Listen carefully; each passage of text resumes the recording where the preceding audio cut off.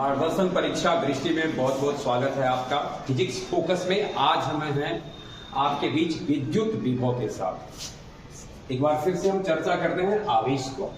आवेश का एक विद्युत क्षेत्र होता है और विद्युत क्षेत्र का नियामक विद्युत विभव और विद्युत क्षेत्र की तीव्रता। ये अगर एक आवेश है, इस आवेश के चारों तरफ यह अगर विद्युत क्षेत्र है, इस बिंदु पर यानी अगर बिंदु ए को देखें तो बिंदु ए विद्युत क्षेत्र का बिंदु है। उस बिंदु पर विद्युत विभव कितना है, विद्युत क्षेत्र की तीव्रता कितनी है, इसी से पता चलता है कि इस आवेश का विद्युत क्षेत्र कैसा विद्युत क्षेत्र, अर्थात विद्युत क्षेत्र के निर्धारक होते हैं विद्युत क्षेत्र की तीव्रता और विद्युत विभव। दो नियामकों में से एक की चर्चा हमने पीछे किया, ई से सूचित करते हैं, और दूसरा विद्युत विभव है जिसकी चर्चा अभी हम करेंगे, इसको भी से सूचित करते हैं। थोड़ा सा समझे, एक परीक्षण आवेश Q0 को या Q0 ही माने Q0 को A पर ले जाया गया।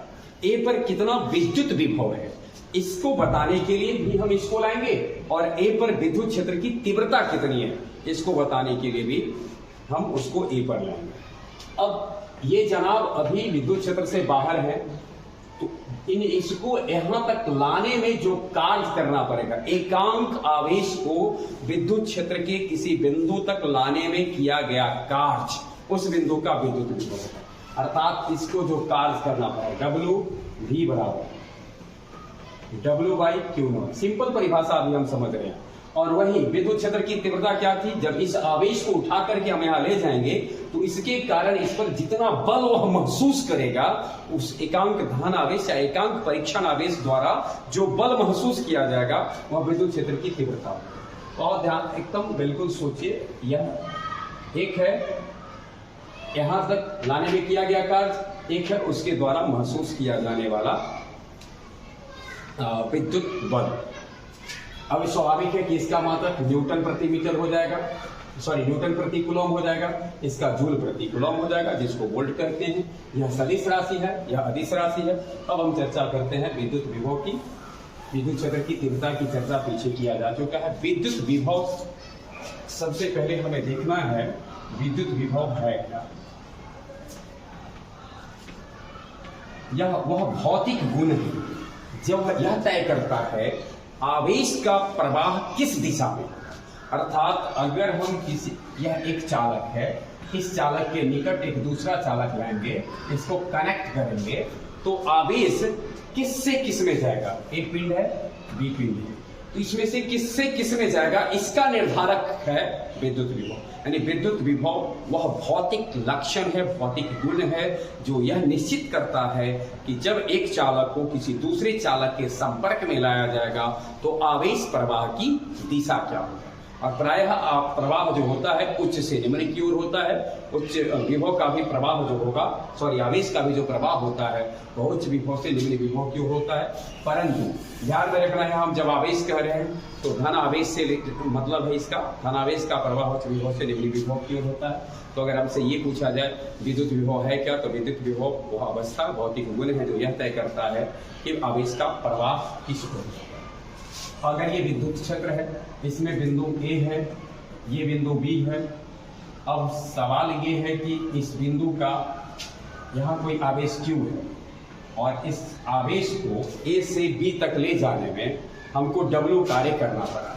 तो A और B के बीच का विभवांतर यानी VAB यानी VA घटे VB, इसका अर्थ है A से B। अभी हमने कहा उच्च विभव से निम्न विभव की ओर जाता है, लाजमी है कि इससे A से B की ओर आने में आवेश का प्रवाह अगर होगा, आवेश को लाया जाएगा तो कार्य करना पड़ेगा। वही कार्य का अंतर कितना कार्य करना पड़ेगा, W कार्य किया गया है। इस W को Q से भाग दें तो ये जो आएगा यह कहलाएगा विभवांतर। अर्थात कि विद्युत क्षेत्र के किन्हीं दो बिंदु के बीच का विभवांतर आवेश को, Q आवेश को उन दोनों के बीच में स्थानांतरित करने में किए गए कार्य और आवेश के परिमाण का अनुपात होता है। कार्य और आवेश का परिमाण, कार्य और आवेश के परिमाण का अनुपात यह विभवांतर भी होगा, दूसरे शब्दों में कह ले विभव भी होगा, और W बटा Q। अब इसी से सोचिए कि हमारा इसका यूनिट क्या होगा ये भी पता चल जाएगा, इसका डायमेंशन क्या होगा इसका पता भी से चलेगा। भी ध्यान में रखना है, भी इन्फिनिटी 0 होता है। अगर किसी को अनंत से लाया गया होता, अनंत से लाया जाता तो भी इन्फिनिटी 0 होता है। तो यहाँ पर अगर होता तो हम बैठाते भी ए घटे भी इन्फिनिटी बराबर W बटे Q, यानी भी ए बराबर लिख सकते थे W बटे Q। अर्थात ध्यान में रखना हमको, अनंत पर विद्युत विभव शून्य होता है, पृथ्वी का विद्युत विभव शून्य होता है, और पृथ्वी के विद्युत विभव को मानक विभव माना गया है। विभवांतर के बारे में जैसा कि जिक्र किया गया, यानी विद्युत क्षेत्र के इन दो बिंदुओं के बीच का विभवांतर क्या होगा। Q आवेश को अगर एक बिंदु से दूसरे बिंदु तक लाने में W कार्य करना पड़ता है, तो W और Q का जो अनुपात होगा वह उसका होगा विभवांतर। अब इससे हमको इसका मात्रक देखें, SI मात्रक, विभव का SI मात्रक या विभवांतर का SI मात्रक, दोनों की होगा। SI मात्रक के लिए हमारा होगा कार्य का SI मात्रक बटे आवेश का मात्रक, यानी जूल पर कूलॉम। कार्य का SI मात्रक जूल, इसका कूलॉम। इस जूल कूलॉम को हम लोग वोल्ट भी कहते हैं। 1 वोल्ट बराबर होता है 1 जूल बटे 1 कूलॉम। अर्थात अगर 1 वोल्ट की परिभाषा पूछा जाए तो यहां से देखें, अगर इस दोनों के बीच का विभवांतर 1 वोल्ट होगा, तब यदि 1 कूलॉम आवेश के परिमाण को यहां से यहां तक लाने में 1 जूल कार्य करना पड़ता है, यानी 1 कूलॉम आवेश के परिमाण को 1 जूल कार्य करके स्थानांतरित किया जाए, तो उन दोनों बिंदुओं के बीच का जो विभवांतर होता है वह 1 वोल्ट होता है। दूसरे शब्दों में कह दे, 1 वोल्ट उन दो बिंदुओं के बीच का विभवांतर है जिसमें एकांक परिमाण के आवेश को स्थानांतरित करने पर 1 जूल कार्य करना पड़ता है। तो इस प्रकार से हम ध्यान में रखेंगे, वोल्ट जूल पर कूलॉम होता है। अब इसकी बीमा की जब बात की जाएगी तो विभव बराबर हमने अभी लिखा है कार्य बटे आवेश। कार्य को लिख सकते हैं हम बल गुणे विस्थापन। आवेश का होता है AT, बल का M L T इनवर्स, विस्थापन L A T, सब ऊपर ले जाइएगा, M not L2 T minus 3 A inverse. तो इस प्रकार से हम विद्युत विभव के संदर्भ में या ध्यान में रखेंगे हम कि विद्युत विभव का मात्रक होता है जूल पर कूलॉम और बीमा है। एक बार फिर से देख ले, विद्युत विभव अदिश राशि है, SI मात्रक जूल पर कूलॉम या वोल्ट,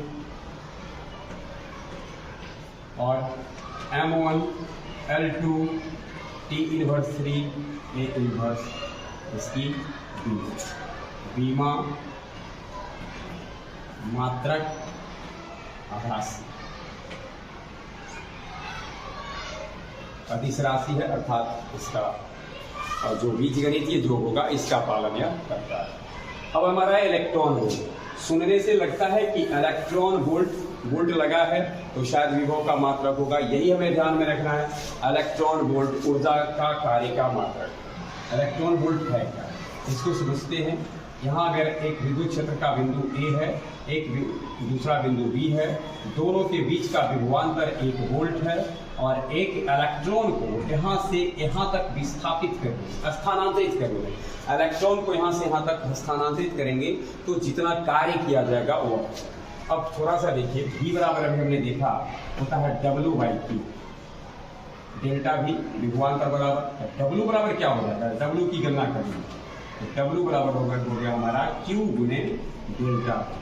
अब यहाँ देखिए इलेक्ट्रॉन को स्थानांतरित किया गया तो Q के बदले आएगा E, और डेल्टा V का मान अभी कहा गया कि 1 वोल्ट है, 1 वोल्ट। E इलेक्ट्रॉन का चार्ज होता है 1.6 गुणे 10 के पावर माइनस 19 कूलॉम और गुणे 1 वोल्ट। कूलॉम वोल्ट मिलकर के हो जाता है जूल। तो 1.6 गुणे 10 के पावर माइनस 19 जूल। एक इलेक्ट्रॉन वोल्ट बराबर हमारा हो गया 1.6 गुणे 10 के पावर माइनस 19 जूल, अर्थात कि छोटा छोटा जो ऊर्जा का परिमाण होता है, मैग्नीट्यूड होता है, उसको इलेक्ट्रॉन वोल्ट में मापते हैं। ध्यान में रखना है, इलेक्ट्रॉन वोल्ट की अगर हमसे परिभाषा पूछा जाता है, इलेक्ट्रॉन को विद्युत क्षेत्र में दो बिंदुओं के बीच में स्थानांतरित करने में किया गया कार्य जिनके बीच का विभवांतर 1 वोल्ट होता है। अर्थात यहाँ देखिए ए और बी के बीच का विभवांतर 1 वोल्ट है, तो इलेक्ट्रॉन को यहाँ से ए से बी तक या बी से ए तक लाने में जो कार्य करना पड़ेगा वह इलेक्ट्रॉन वोल्ट कहलाता है। इसका मान होता है 1.6 गुणे 10 के पावर माइनस 19 जूल।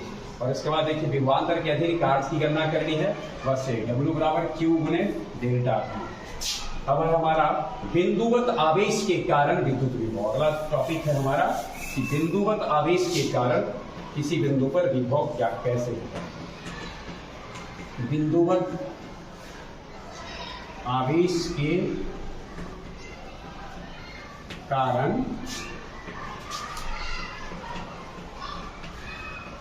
किसी बिंदु पर विद्युत विभव।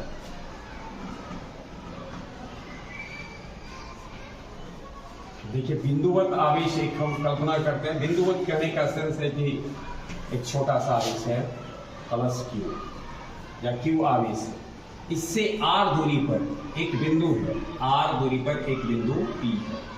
इसका हमको पूछा जाता है कि P बिंदु पर कितना आवेश विभव होगा, विद्युत विभव क्या होगा। तो विद्युत विभव की पहचान करने के लिए हमको वहां पर एक परीक्षण आवेश लाना पड़ेगा। कौन जानेगा कि विद्युत विभव कितना है, इसके लिए मुझे आवेश ही लाना पड़ेगा। तो एक परीक्षण आवेश को यहाँ लाते हैं, इसको Q0 परीक्षण आवेश है। अब परीक्षण आवेश इससे R दूरी पर स्थित है। हमने कहा है कि अब R इसके ऊपर जब हमको तो पहले जानते हैं कि V बराबर होता है W बटे Q यानी Q0। W क्या होगा, फोर्स गुने डिस्प्लेसमेंट। फोर्स गुने डिस्प्लेसमेंट कितना है, कितना दूरी पर है, R दूरी पर Q0। अब फोर्स क्या होगा, तो दो आवेश के बीच लगने वाला electrostatic force 1/4 pi epsilon not गुने Q इंटू Q0 बटे R स्क्वायर,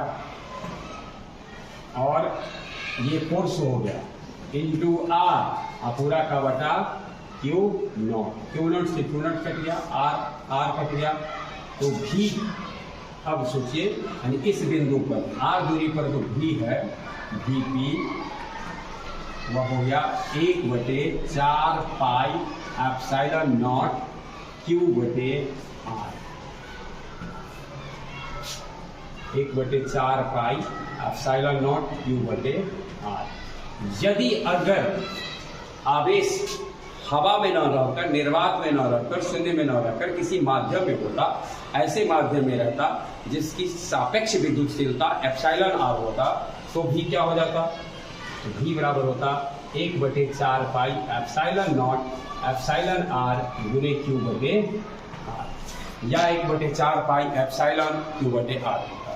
ये था हमारा बिंदुवत आवेश के कारण किसी बिंदु पर विद्युत विभव। बहुत ध्यान में रखना है, Q आवेश से R दूरी पर स्थित बिंदु पर विद्युत विभव होता है 1/4 pi epsilon not into Q बटे R।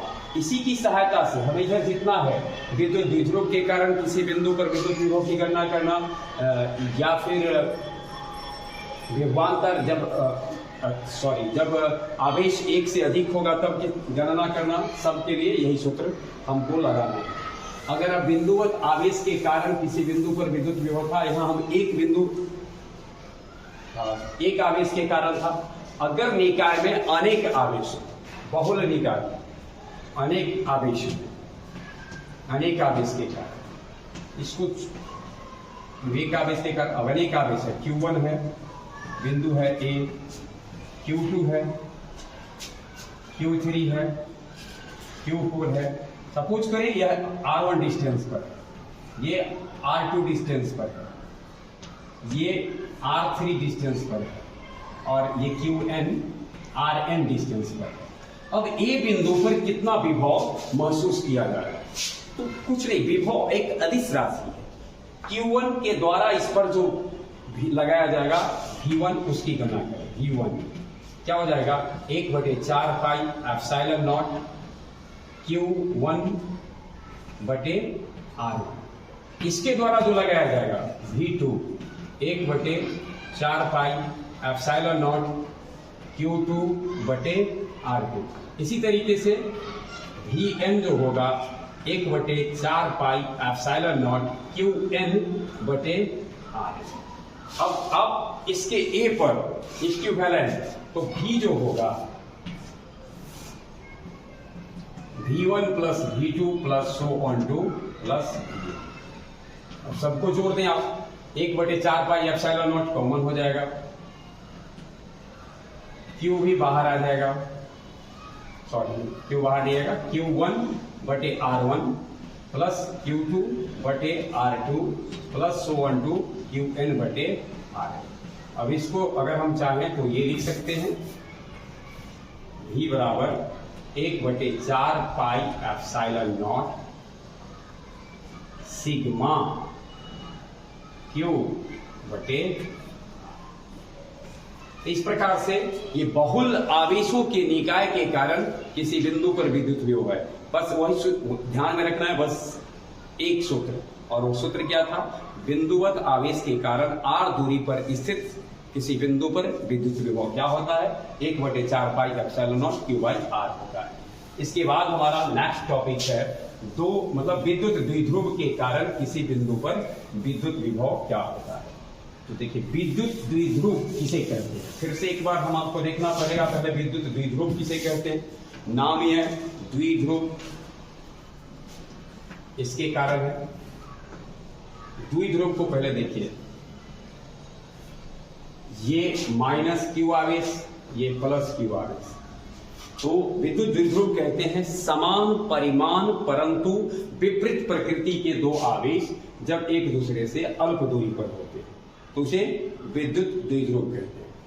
इन दोनों आवेश के बीच की जो दूरी है इसे 2L मानते हैं। ऐसा क्यों करते 2L? तो ये जो ऑरिजिन मध्य बिंदु है, इससे इस आवेश को L डिस्टेंस पर और इससे इस आवेश को L डिस्टेंस पर मानते हैं। अब विद्युत द्विध्रुव का द्विध्रुव आघूर्ण जिसको P से सूचित करते हैं, वह होता है एक आवेश और दोनों आवेश, एक आवेश का परिमाण और दोनों आवेश के बीच की दूरी का गुणनफल। P बराबर Q गुणे 2L। ध्यान में रखना है, यह एक सदिश राशि है, यानी ये द्विध्रुव आघूर्ण एक सदिश राशि है। तो अभी तो इसकी चर्चा नहीं करते, क्या केवल हमें ध्यान में रखना है P बराबर होता है Q गुणे 2L। अब विद्युत द्विध्रुव के कारण किसी बिंदु पर विद्युत विभव की गणना करनी है। ध्यान में रखना है, विद्युत द्विध्रुव दो आवेश से बन रहा है। पहले बिंदु की स्थिति क्या क्या हो सकती है, इसको हम देखते हैं। बिंदु की स्थिति, तो इसके लिए ये द्विध्रुव है। द्विध्रुव के दोनों आवेशों को ऐसे मिलाने वाली जो -Q प्लस Q, इस तरीके का जो रेखा है, इसको कहते हैं अक्ष, यानी द्विध्रुव का अक्ष। विद्युत द्विध्रुव का अक्ष कहने का सेंस है दोनों आवेश को मिलाने वाली सीधी रेखा। निरक्ष किसको कहते? तो इसके मध्य बिंदु पर से ये ऐसे, यानी जो अक्ष पर लंब हो और मध्य बिंदु से गुजरता हो। द्विध्रुव के अक्ष पर लंब हो और द्विध्रुव के मध्य बिंदु से गुजरता हो, उसको बोलते हैं निरक्ष। अब आप थोड़ा सा सोचिए कि अक्ष, अब क्या कहां कहां यह बिंदु हो सकता है। बिंदु की स्थिति पहला हो सकता है यहां, अर्थात अक्ष पर हो जा सकता है, बी निरक्ष पर, और हो सकता है यह कि न अक्ष पर हो न निरक्ष पर हो, थीटा कोण बनवई कहीं यहां। तो बिंदु यानी द्विध्रुव के लिए विद्युत द्विध्रुव के कारण किसी बिंदु पर विद्युत विभव घर की गणना करने के लिए बिंदु की स्थिति कितनी हो गई? 3 स्थिति हो गई। जब बिंदु अक्ष पर हो, जब बिंदु निरक्ष पर हो, जब बिंदु न अक्ष पर हो न निरक्ष पर हो, स्वेच्छा से कहेंगे। अक्ष न निरक्ष स्वेच्छ हो, कहीं नहीं गए। तो सबसे पहले मुझे अक्ष पर देखना है कि अक्ष पर क्या होता है। सपोज करें कि इससे अक्ष पर देखते हैं, यह एक द्विध्रुव -q +q, ये है O, और यहां पर है बिंदु A। ये यहां से ध्यान में रखेंगे, इस मूल बिंदु से ये डिस्टेंस r है, यानी मध्य बिंदु से r डिस्टेंस पर है, और ये डिस्टेंस l है। अब थोड़ा सा सोचिए, इधर भी l है। अगर हम ये जानते हैं कि यह बिंदु A +q से कितना डिस्टेंस पर है, ध्यान में रखें, O से है r डिस्टेंस पर, O से Q है +q है L डिस्टेंस पर, तो O Q +q से A कितना डिस्टेंस पर होगा? क्योंकि डिस्टेंस निकालना जरूरी है। हमने अभी लिखा था B बराबर बस यही फॉर्मूला, हमको इसी से तो निकालना है, Q/R। तो ये डिस्टेंस क्या है ये निकालना है। तो डिस्टेंस निकालने के लिए ये पूरा डिस्टेंस r, इतना l, तो ये डिस्टेंस कितना हो जाएगा? r घटे l। तो इस बिंदु पर यानी +q के कारण, इसके कारण जो आएगा विभव, इसको मानते हैं V1 बराबर कितना? तो 1/4 पाई एप्सिलॉन नॉट Q/r घटे l। अब आइए, इसके कारण ये जनाब इससे कितने दूरी पर है? तो l इधर बढ़ गया है, r + l, V2 बराबर 1/4 पाई एप्सिलॉन नॉट, और आवेश का परिमाण है -q, ध्यान में रखना है, -q r + l। तो A पर विभव क्या हो जाएगा? ये दोनों का जोड़, यानी VA बराबर V1 + V2। 1/4 pi epsilon not q common ले लेते हैं, तो उसमें क्या बचेगा? 1/r घटे l, और ये माइनस चिन्ह के कारण घटे 1/r + l। अब इसको सॉल्व करें, क्यों? r + l घटे r + l बटे r² घटे l²। r से r कट गया, 1/4 पाई एप्सिलॉन नॉट q गुने 2l बटे r² - l²। यहाँ देखिए q गुने 2l बराबर क्या है? द्विध्रुव आघूर्ण है। तो अब हम लिख सकते हैं इसको, VA बराबर 1/, V अक्ष लिखिए, अक्ष पर 1/4 पाई एप्सिलॉन नॉट q गुने 2l के बदले बिठा दीजिए P, और r² घटे l²। अब यहां थोड़ा सा सोचिए कि यदि r बहुत बड़ा होता, r greater l, तो l² को हम मानते 0। अब इसी स्थिति में l² जब 0 हो जाएगा तो भी अक्ष बराबर कितना हो गया? ध्यान में रखिए, छोटी दूरी, r बहुत बड़ा है, l की तुलना में r यदि काफी दूर है तो l 0 हो जाता है, l² कम हो जाता है, 0 हो जाता है। तो भी अक्ष हो गया हमारा 1/4 पाई एप्सिलॉन नॉट गुने P/r²। अक्ष पर फिर से देख ले, +q के कारण निकाला, -q के कारण निकाला, और दोनों से जोड़ दिया। तो अब ध्यान में आया होगा, विद्युत द्विध्रुव के कारण किसी बिंदु पर विद्युत विभव अगर अक्षीय स्थिति में है होता है 1/4 पाई एप्सिलॉन नॉट गुने P/r²। r क्या है? मूल बिंदु से उस बिंदु की दूरी है। मूल बिंदु कहने का सेंस है यहाँ द्विध्रुव का मध्य बिंदु। अब हम देखते हैं जब निरक्षीय स्थिति में, यानी बिंदु निरक्ष पर, फिर से देख लें, यानी केस 2 है, निरक्षीय स्थिति में बिंदु निरक्ष पर।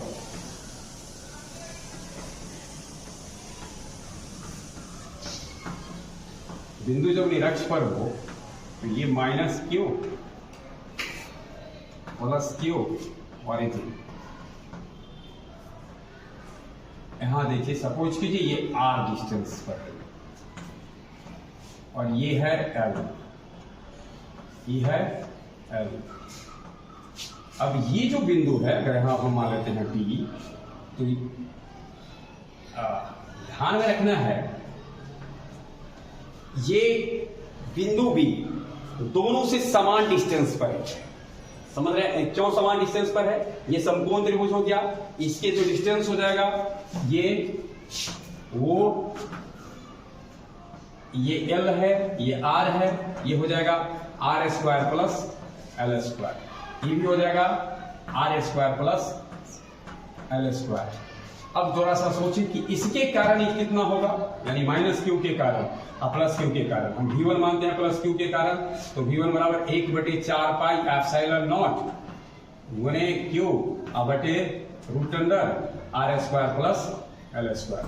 V2 कितना हो जाएगा 1/4 पाई एप्सिलॉन नॉट गुणे Q under root R square plus L square, और यहां होगा माइनस क्यू के कारण। अब आप जब जोड़ देंगे V बराबर V1 प्लस V2, देखिए ये माइनस में ये प्लस में है, कैंसिल हो गया, क्या होगा 0 होगा। अर्थात द्विध्रुव के निरक्ष पर विद्युत विभव कितना होता है, 0 होता है।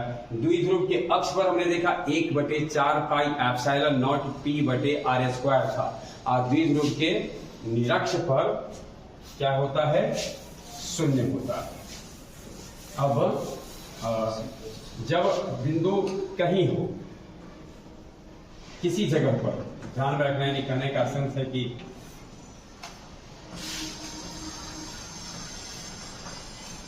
यहां कहीं हो, इस जगह पर हो माइनस क्यू प्लस क्यू, यानी V एट एनी पॉइंट,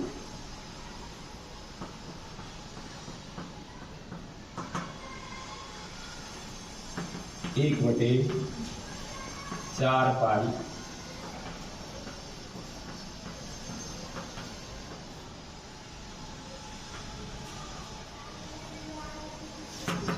अब जब हम इसको निकालेंगे, ये यूनिट वेक्टर है, तो इसे जब हम सोल्व करेंगे तो 1/4 pi epsilon not P R cos theta R square unit vector. तो यूनिट वेक्टर का जब मॉडुलस निकालेंगे तो होता है P cos थीटा हो जाएगा। तो P cos थीटा द्विध्रुव आघूर्ण है। अब थोड़ा सा सोचें, जब अक्ष पर बात आएगी तो थीटा 0 डिग्री, बिठा दें यहां 0 निकल जाएगा। जब निरक्ष पर बात हो तो थीटा 90 cos 90 0 हो जाता है। इस तरीके से एक फार्मूला हम अगर चाहें तो इससे हमारा हो सकता है V एट एनी पॉइंट द्विध्रुव के कारण 1/4 पाई एप्सिलॉन नॉट गुणे P vector dot R vector बटा R स्क्वायर। तो मूल फार्मूला आपका यही है। इससे हम अक्ष पर, निरक्ष पर और किसी भी पॉइंट पर निकाल सकते हैं। ये था हमारा विद्युत द्विध्रुव के कारण किसी बिंदु पर विद्युत विभव। अब हमारा है अगला टॉपिक है समविभवी पृष्ठ। समविभवी पृष्ठ कहते हैं विद्युत क्षेत्र में लिया गया वह पृष्ठ जिसके प्रत्येक बिंदु पर विभव का मान समान होता है। नाम है समविभवी पृष्ठ। उसको समविभवी इसलिए कहा गया है क्योंकि उसके प्रत्येक बिंदु पर विद्युत विभव का मान समान होता है। और ध्यान में रखना है, समविभवी पृष्ठ में विभवांतर 0 होता है, इसलिए एक आवेश को दूसरे बिंदु तक ले जाने में किया गया कार्य 0 होगा।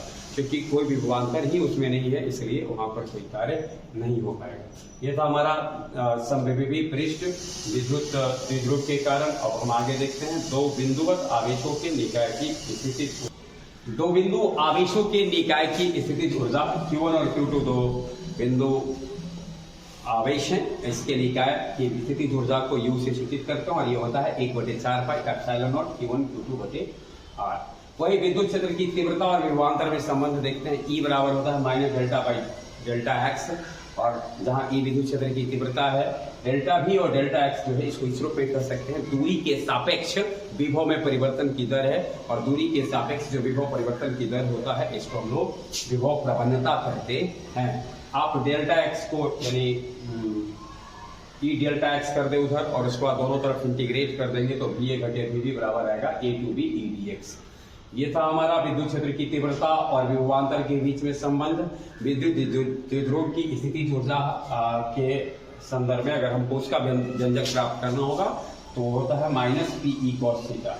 दूसरे शब्दों में हम कह सकते हैं P vector dot E vector. P यहाँ पर द्विध्रुव आघूर्ण है, ई विद्युत क्षेत्र की तीव्रता है, यानी यदि किसी विद्युत द्विध्रुव को ई तीव्रता वाले विद्युत क्षेत्र में रखा गया है तो उसमें उसकी स्थितिज ऊर्जा क्या होगी, तो पी वेक्टर यानी उसका जो द्विध्रुव आघूर्ण है और विद्युत क्षेत्र की तीव्रता है, इसकी डॉट प्रोडक्ट का निगेटिव चिन्ह होगा। थीटा जब 0 डिग्री होगा तो द्विध्रुव साम्यावस्था में होगा। थीटा 0 डिग्री कब होगा, तब विद्युत द्विध्रुव और विद्युत क्षेत्र की तीव्रता एक दिश हो जाए।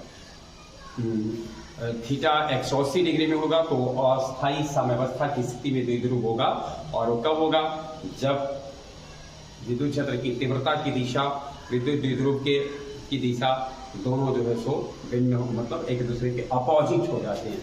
यहाँ जब विद्युत द्विध्रुव की बात हो रही है तो माइनस से प्लस की ओर होता है, तो प्लस वाला को अलग अगर आप उधर कर लेते हैं तो जो एंगल बनता है वह होगा द्विध्रुव और विद्युत क्षेत्र की तीव्रता के बीच में।